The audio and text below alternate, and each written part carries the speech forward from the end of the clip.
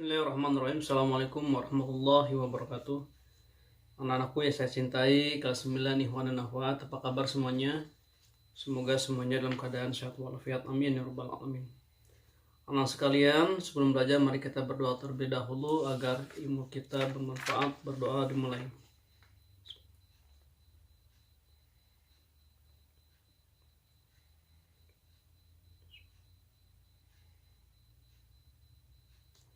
Amin, selesai.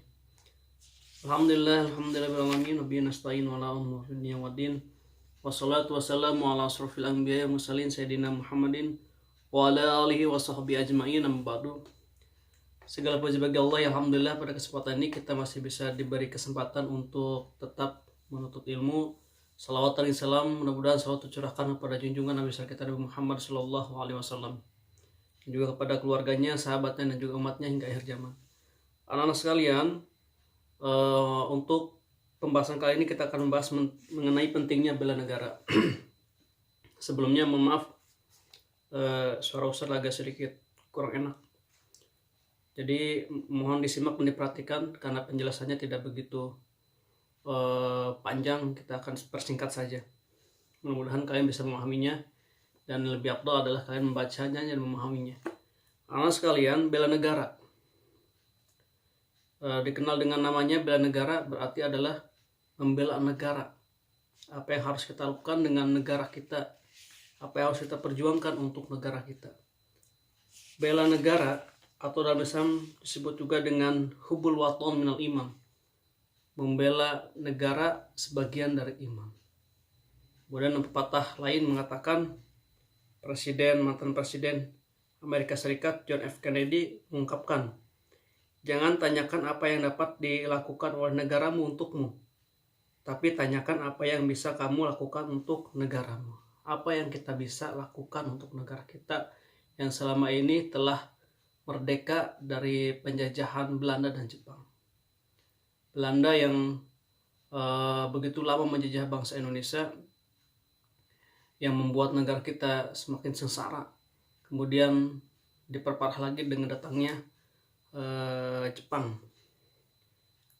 Intinya negara kita dijajah oleh kedua negara tersebut.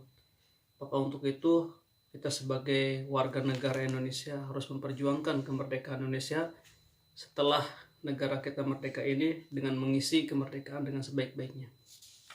Kebetulan pada bulan ini ada bulan Agustus, bulan kemerdekaan negara kita. Nah sekalian, bela negara bisa kita ketahui dengan dua jenis. Ada bela negara yang dikenal dengan bela negara militer dan non-militer. Apa itu yang dimaksud dengan bela negara militer dan non-militer?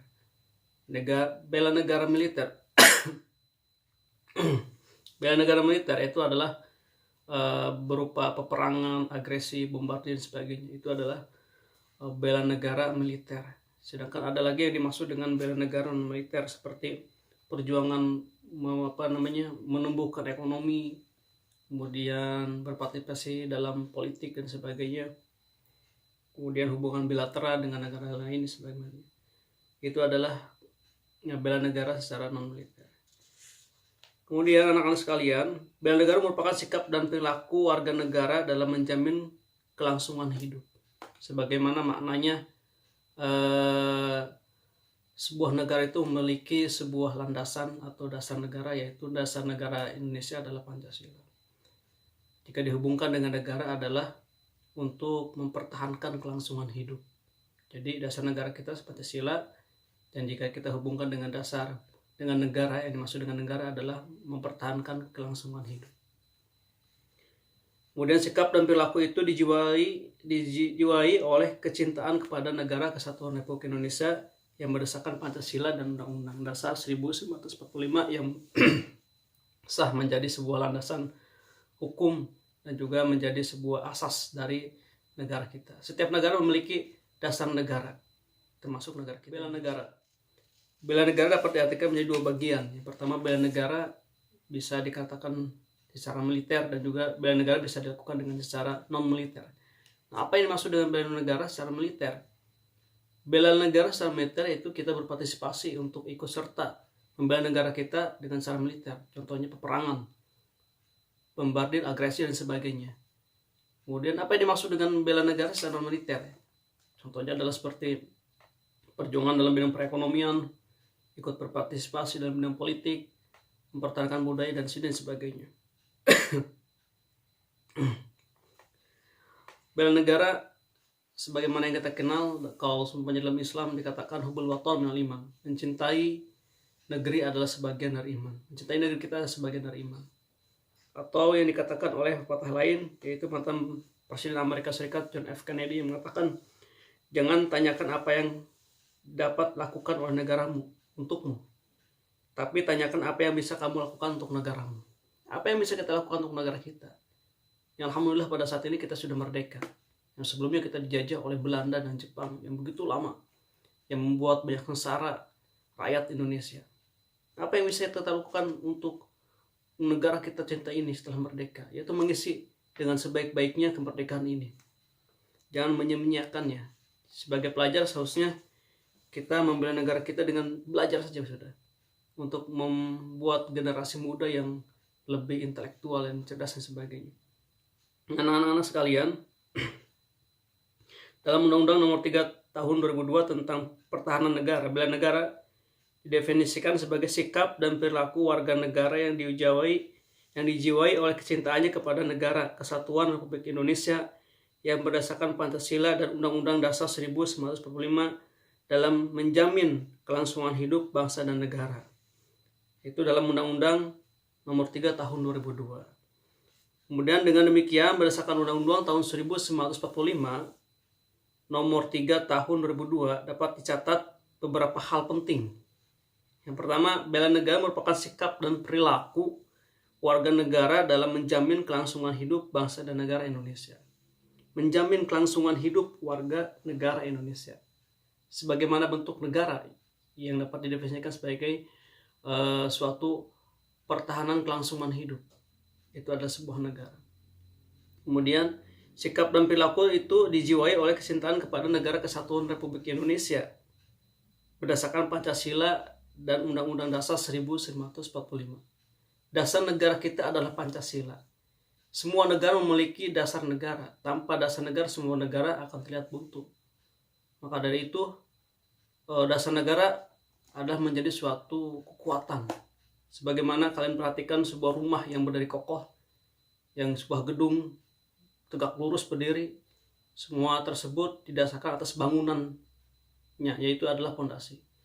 Ya, sebuah negara yang menjadi asas atau pokok atau dasarnya adalah Pancasila. Negara Kesatuan Indonesia adalah Pancasila dasarnya.